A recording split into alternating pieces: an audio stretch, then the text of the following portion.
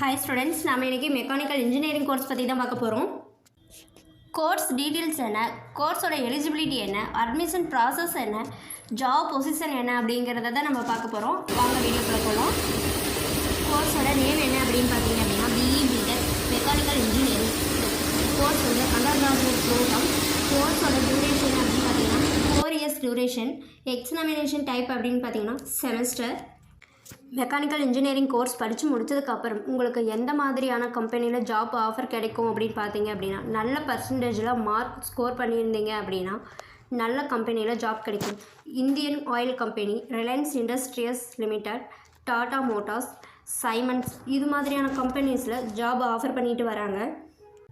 அடுத்து starting salary எவ்வளவு கிடைக்கும் அப்படின்னு பார்த்தீங்க அப்படின்னா வருஷத்துக்கு 5 lakh to 10 lakh வரை கிடைக்கும். போக போக இன்க்ரீஸ் ஆகிட்டே இருக்கும். அதுவும் உங்கள் ஒர்க்கு பர்ஃபார்மன்ஸ் பொறுத்தே இன்க்ரீஸ் அதிகமாகும்.